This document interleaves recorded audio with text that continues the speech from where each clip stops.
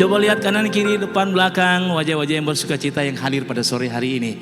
Amin. Bisa berikan senyum kepada mereka, oke, dan katakan engkau luar biasa. Enggak ada yang bilang ya, engkau luar biasa.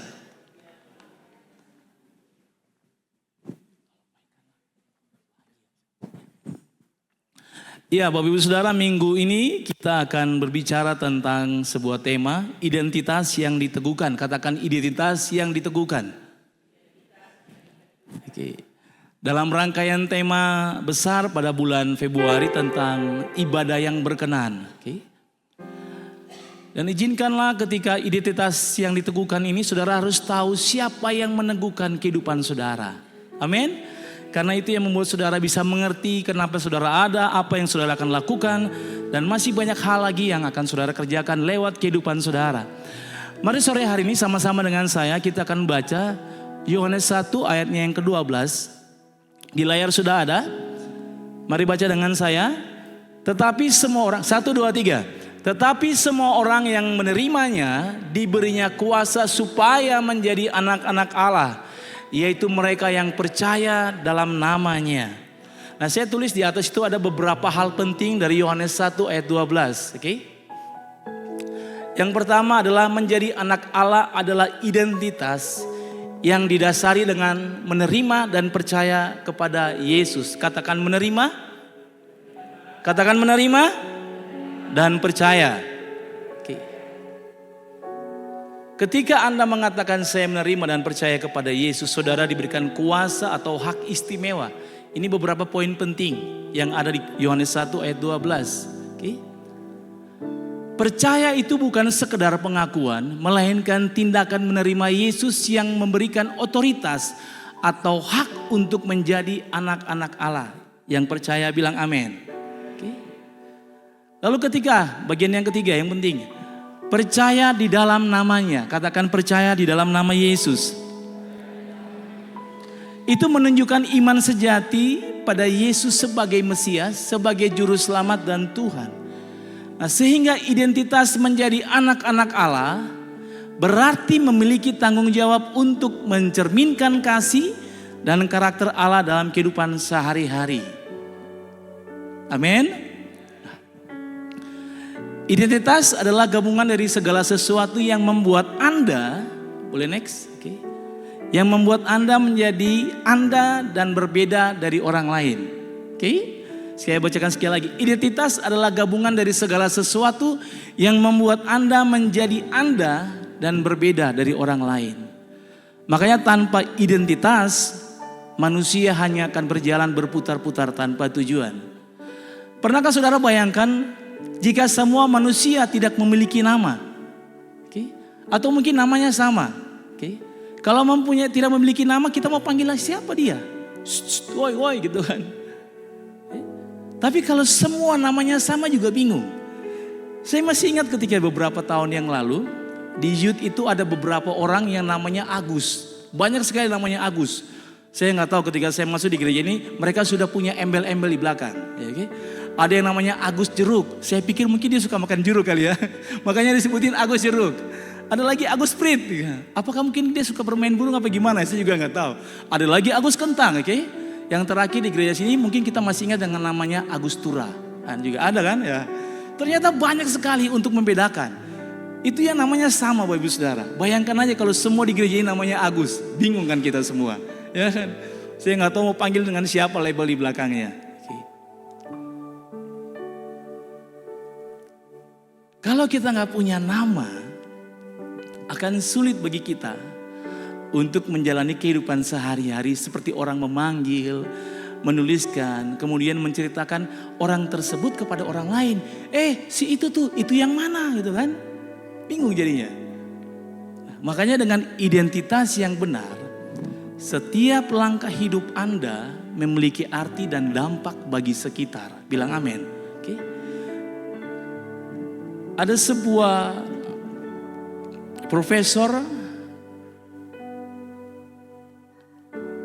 emeritus studi komunikasi manusia. Dia bilang seperti ini. Identitas merupakan refleksi diri atau cerminan diri yang berasal dari keluarga, gender, budaya, etnis, dan proses sosialisasi. Ini dia profesornya, dia baru meninggal tahun kemarin, 2025. Oke. Dia lahir tahun 62. Jadi kalau saya boleh pakai bahasa lebih sederhana lagi, Anda adalah keluarga Anda. Kalau keluarga Anda tidak memiliki aturan-aturan, Anda pasti anti dengan aturan. Benar ya? Saya, Pak Yoyo itu kan zaman jadul gitu kan. Kalau harus ke gereja gitu. Kalau nggak gereja tuh ditarik-tarik gitu kan. Anda adalah keluarga Anda, makanya saya bilang kalau keluarga Anda itu tidak punya aturan, ya itu Anda. Gitu. Kalau di keluarga Anda tuh suka marah, suka ngomongnya kencang-kencang dan sebagainya, ya Anda adalah produk keluarga Anda. Itu sebabnya ada istilah bahwa buah itu tidak jatuh dari pohon. Itu baru keluarga. Belum lagi ketika saudara keluar sana bertemu dengan pergaulan-pergaulan. Belum lagi kebiasaan-kebiasaan yang membentuk identitas Anda. Lalu Anda jadi apa? Nah, saya percaya bahwa kita yang hadir pada sore hari ini semua punya identitas. Benar ya? Ibu saudara ya. KTP, SIM, ya, KK dan sebagainya. Tapi tahukah Bapak Ibu Saudara, kalau identitas saudara di KTP saudara sekarang, di kartu keluarga dan sebagainya, itu tidak sama dengan di akte saudara, itu akan jadi masalah sekarang ini. Kalau zaman-zaman dulu mungkin masih bisa ditolerir. Tapi zaman sekarang, satu ejaan saja salah, itu dikomplain. Saya nggak tahu apakah nama saya tuh susah untuk masyarakat yang ada di sini. Tapi saya itu korban dari salah satu kesalahan yang terjadi di kelurahan. Nama saya itu Albert, pakai T sama H, pakai R. Kadang-kala ada yang sebutin Albert gitu kan. Terus J-nya juga berubah. Dari Johannes jadi Yohanis. Jadi Yohanis, saya jadi bingung Ibu Saudara. Beberapa waktu yang lalu di Instagram, saya gak lupa, di sosial media. Ada salah satu artis yang marganya itu dilecehkan, diplesetin. Oh dia marah bener. Dia marah bener. Karena dia tahu nama pemberian orang tua itu bukan main-main. Okay? Akhirnya Ibu Saudara tahu, gara-gara hanya kesalahan di KTP saya yang tidak sama dengan akte saya harus naik sidang. Untuk mensahkan bahwa, melegalkan bahwa ini akte yang dikeluarkan itu sah dengan KTP dan semua yang saya punya. Padahal cuma masalah satu huruf saja yang salah. Tadi pagi saya berbicara dengan ada beberapa teman di depan gereja, saya waktu dengar pengurusan tentang pernikahan, dia bilang hal yang sama. Saya ini cuma masalah gara-gara satu huruf saja yang salah, saya harus urus semuanya. Saudara bisa lihat, kalau identitas kita satu aja salah, itu harus dilegalkan kembali. Nah, identitas Kristen, saya mau bilang buat kita pada sore hari ini bukan hanya sekedar nama yang tertulis di akte saudara, di KK saudara, di KTP saudara. Karena itu sesuatu yang penting. Identitas itu adalah sesuatu yang penting. Katakan penting. Oke. Nah, mengapa identitas itu penting? Karena yang pertama, identitas itu akan menentukan keputusan-keputusan yang Anda ambil. Orang yang tahu identitasnya, dia tahu siapa benar dirinya, dia nggak akan ambil, dia nggak akan mengikuti hal-hal yang salah. Karena keputusan adalah buah yang terlihat oleh orang lain. Amin. Kalau Anda berbicara di mimbar ini atau di mana saja, di Maitin dan sebagainya, lalu ketika Anda keluar tidak sesuai dengan yang Anda ajarkan, itulah yang terjadi. Gak sama. Sehingga identitas ini berfungsi sebagai filter atau penyaring. Kalau saudara masih ingat contoh ketika Yusuf di Mesir saat dia digoda oleh tante Potifar atau istri Potifar. Dia tahu identitasnya sebagai hamba Allah yang setia. Dia gak mau. Dia memutuskan untuk lari. Dia tahu ketika dia melakukan perzinahan itu tidak selaras dengan siapa dirinya, identitasnya dia di hadapan Tuhan. Lalu yang berikut, kenapa identitas itu penting? Karena identitas itu memberikan kepercayaan diri. Saudara tidak bisa membanding-bandingkan diri saudara dengan orang lain. Lalu saudara berupaya untuk besok saya harus operasi hidung, biar hidung saya lebih mancung. Saya harus memutihkan kulit saya, biar saya jauh lebih putih, kan? Saya selalu bercanda, papi sering bergoda putih tua kan gitu. Sekarang ganti pap, hitam muda pak. Saya kalau ingat ini, saya ingat waktu perjalanan ke Israel dengan mami pada waktu itu. Lalu saya bilang sama orang tua saya, almarhum ibu saya, "Mah, saya mau ke Israel. Apakah mama tidak memberikan saya uang saku?" Harusnya orang tua bangga dong, anaknya pergi ke Israel kan dan sebagainya, jalan-jalan. Malah ibu saya ngomong seperti ini, "Kalau kamu ke Israel dan kulitmu putih gitu kan, mama kasih kamu uang." Saya bilang, "Oh, malah begitu ya." Makanya mami tahu ketika bertemu dengan satpam di depan Taman Haifa, saya sengaja foto, "Mami tolong foto saya sama satpam yang di samping." Ternyata saya masih termasuk hitam muda kan gitu kan. Gitu. Itu memberikan kepercayaan diri kepada saudara. Karena begini saudara, Tuhan kita adalah bukan Tuhan yang gagal. Amin. Tuhan kita tuh bukan Tuhan yang gagal. Tidak ada produk kegagalan yang Tuhan buat dalam kehidupan kita. Makanya saudara sangat berharga di mata Tuhan. Firman Tuhan berkata bahwa oleh karena engkau berharga di mataku dan mulia, dan aku Tuhan mengasihi engkau. Gak ada produk yang gagal di mata Tuhan. Nanti di akhir dari khotbah ini akan saya sampaikan. Lalu yang terakhir, mengapa identitas itu penting? Karena identitas itu memberi tujuan. Katakan tujuan. Katakan tujuan. Kalau saudara sadar bahwa identitas Anda adalah anak Allah, maka tujuan hidup Anda secara otomatis untuk memuliakan Bapa.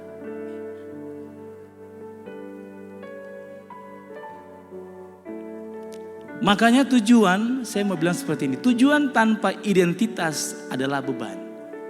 Tetapi tujuan dengan identitas adalah panggilan. Contoh, saya ini harus sukses, baru dianggap hebat. Salah saudara, saudara sudah sukses. Dari 4 juta sekian sel sperma yang ada, itulah saudara yang dihasilkan. Saudara limited edition, gak ada lagi Mas Agung seperti dia, gak ada lagi, hanya dia aja. Kopi cloning pun juga belum tentu bisa plug sama dengan Mas Agung, dengan saya, dengan Bapak Ibu Saudara semua. Makanya tujuan Anda tidak ditemukan dengan melihat ke dalam diri Anda sendiri, melainkan bagaimana saudara melihat kepada Sang Pencipta yang memberi Anda identitas. Nah, ada 2 poin tentang identitas yang saya akan sampaikan pada sore hari ini. Yang pertama tentang tanda kepemilikan. Dimiliki dan memiliki. Tanda kepemilikan dalam bahasa Inggris adalah ownership mark atau tanda kepemilikan.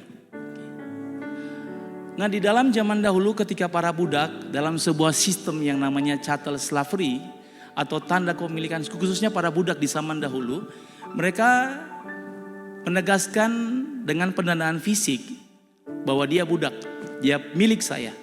Salah satunya pertama adalah pencapasan atau menggunakan besi yang panas untuk dicap dengan beberapa inisial. Misalnya A itu milik saya semua, dicapkan di tubuh kita, di kulit kita.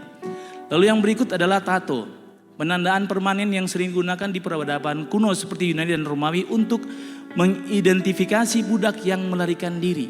Oke. Lalu yang berikut kalung besi. Ya, di sini dipakai kalung besi. Atau pemasangan kalung besi permanen yang terkadang mencantumkan nama pemilik dan alamat. Oke.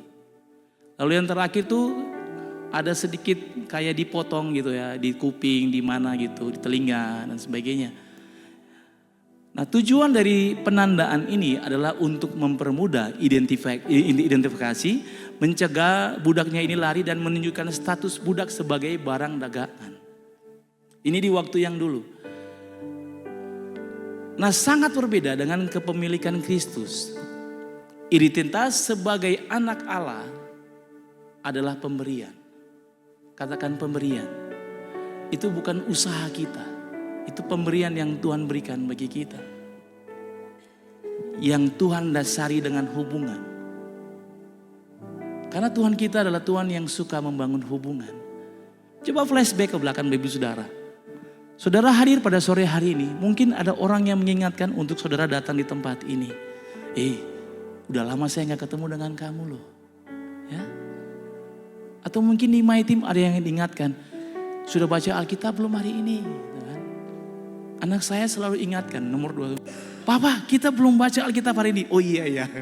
Saya sengaja mancing dia, padahal saya sudah baca gini. Ternyata dia sangat berantusias. Okay?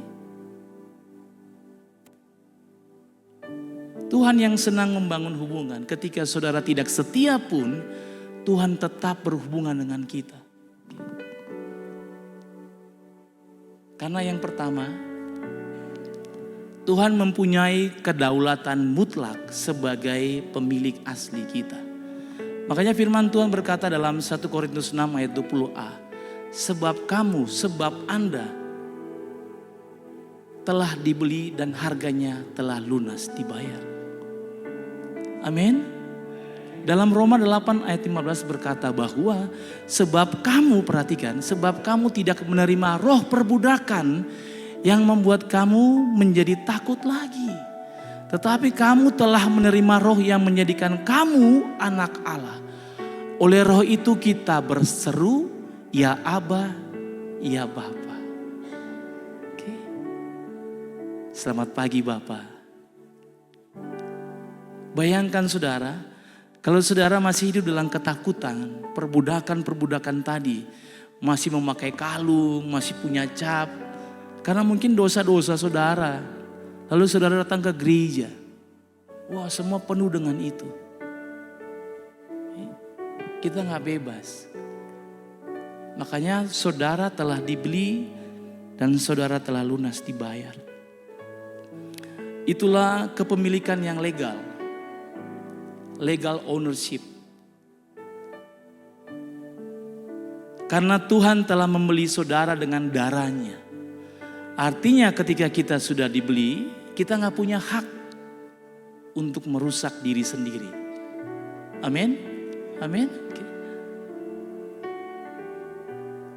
Identitas menjadi anak-anak Allah bukan karena kita baik atau rajin, tetapi karena kita menerima pemberiannya. Yang setuju bilang amin. Katakan saya menerima. Lalu poin yang kedua di bagian ini, kepemilikan Tuhan adalah kepemilikan yang eksklusif. Tuhan memiliki kita sebagai milik kesayangannya. Katakan milik kesayangannya. Yesaya 43 ayat 1 dalam terjemahan bahasa Indonesia masa kini bilang seperti ini buat kita. Akulah yang menjadikan dan membentuk engkau, jangan takut. Engkau pasti kuselamatkan, itu jaminan Tuhan buat kita. Aku telah memanggil engkau dengan namamu. Engkau adalah milikku. Kadang-kala Tuhan dengan lembut memanggil saudara.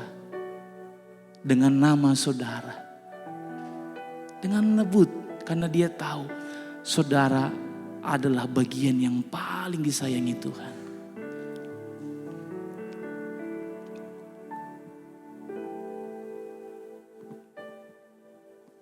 Satu Yohanes 3 ayat 1a bilang seperti ini.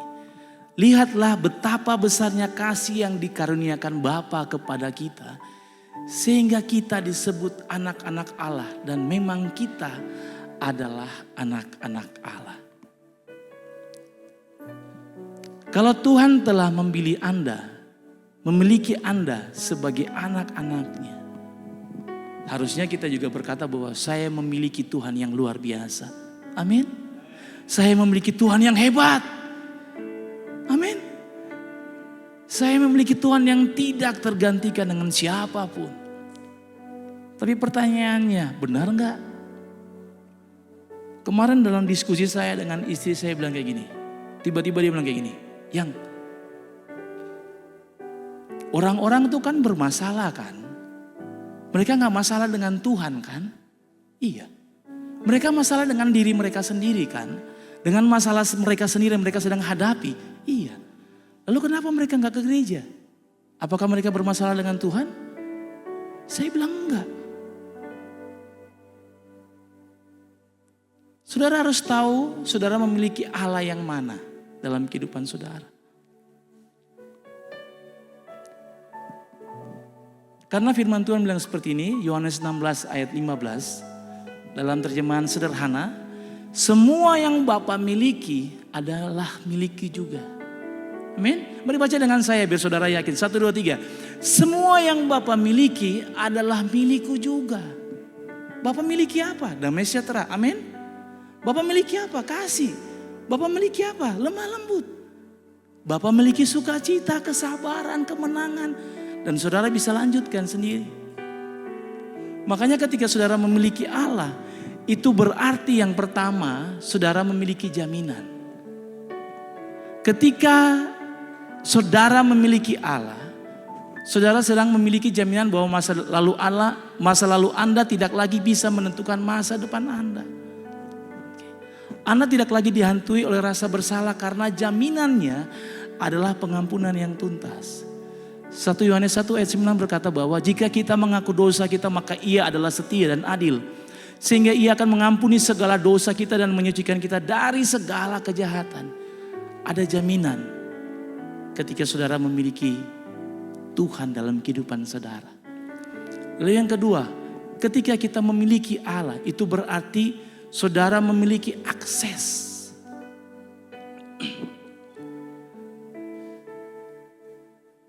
Doa saudara, keluhan saudara, kebutuhan saudara didengar Tuhan. Saudara punya kunci. Meskipun ketika saudara dalam keadaan terpuruk, saudara punya banyak dosa dan sebagainya. Tuhan, saudara tetap punya kunci sebagai anak-anak Allah untuk datang dan bertemu dengan Tuhan. Akses saudara.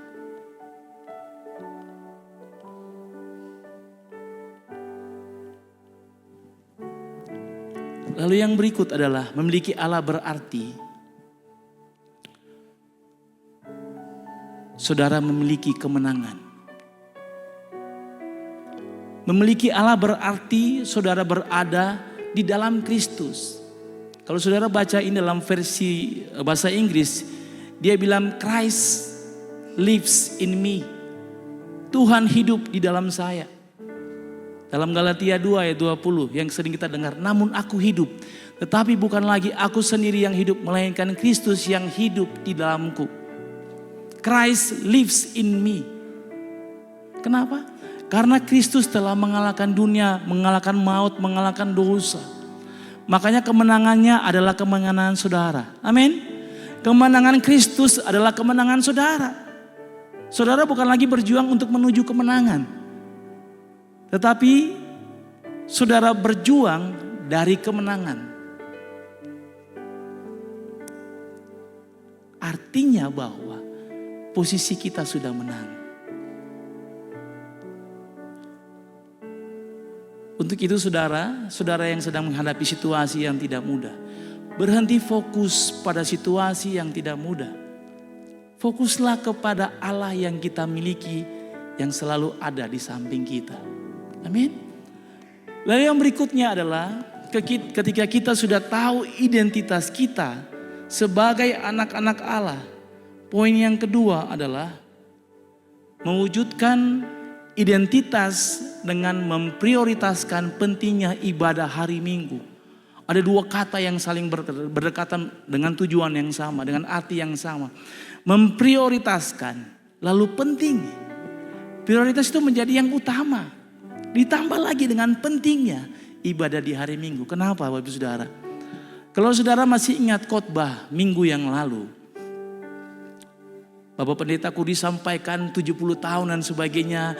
Lalu kemudian berapa banyak waktu yang dia habiskan. Lalu terakhir saya tanya sama dia tadi. Lalu ke gereja kira-kira berapa tahun? 6 bulan bro gitu kan. 6 bulan bro. Artinya bahwa waktu untuk beribadah itu sedikit. Lalu Bapak Pendeta Kudi sampaikan bahwa hari Minggu adalah hari kemenangannya Kristus. Hari Minggu adalah hari kemenangannya Yesus. Ya. Kalau kita bisa sampaikan bahwa hari Minggu itu adalah hari identitas kita. Amin. Karena hari Minggu, hari kemenangan Yesus atas maut, dia dibangkitkan. Hari Minggu adalah harinya Tuhan. Hari Minggu adalah hari identitas setiap kita. Makanya ketika saudara hadir di hari Minggu, saudara sedang diingatkan bahwa Anda adalah pemenang. Amin.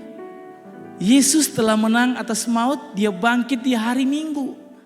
Artinya bahwa dia menang dalam segala situasi yang ada. Bayangkan Bapak Ibu Saudara, kalau saudara tidak ibadah pada hari ini, hari Minggu ini, minggu depan tidak ibadah lagi, minggu besok tidak ibadah lagi, kira-kira seperti apa? Padahal pertempuran kita setiap hari Bapak Ibu Saudara.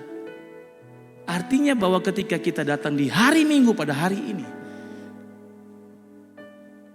kita sedang memproklamasikan identitas kita sebagai anak-anak Allah. Itu poin yang pertama.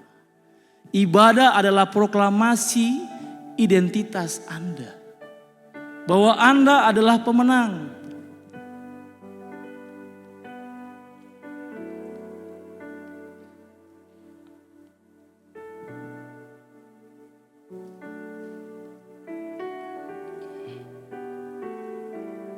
Sayangnya bahwa tidak semua orang itu tahu bahwa dia adalah pemenang.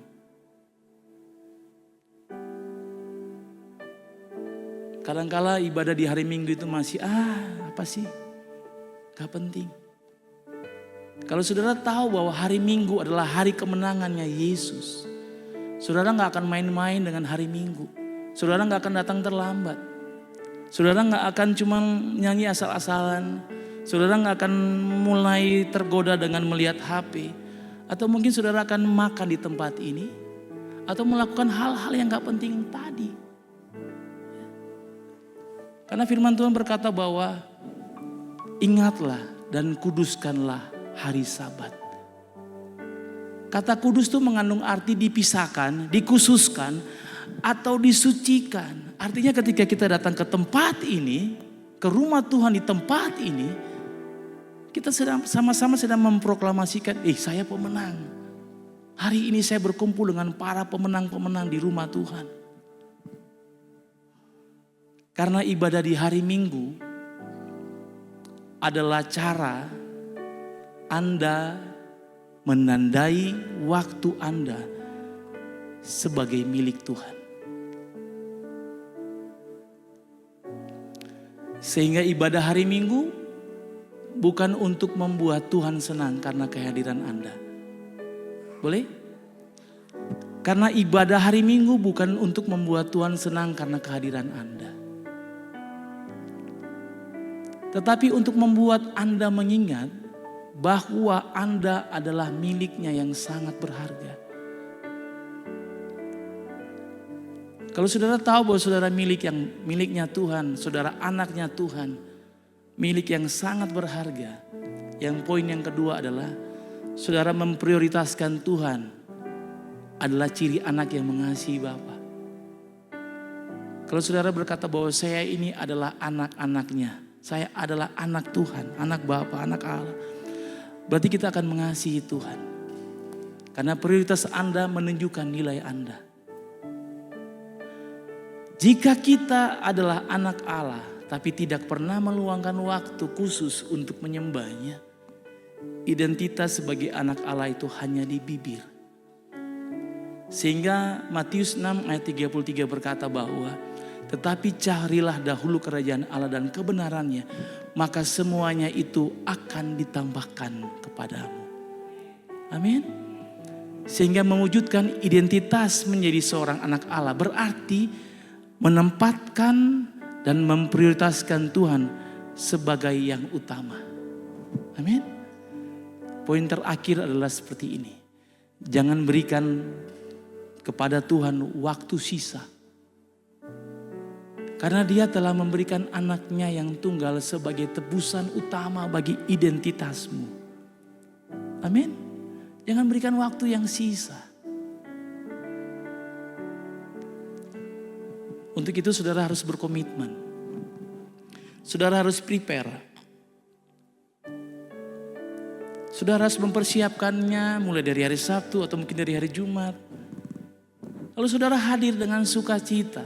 Bukan karena kewajiban. Tapi karena saudara rindu bertemu dengan para pemenang-pemenangnya Tuhan.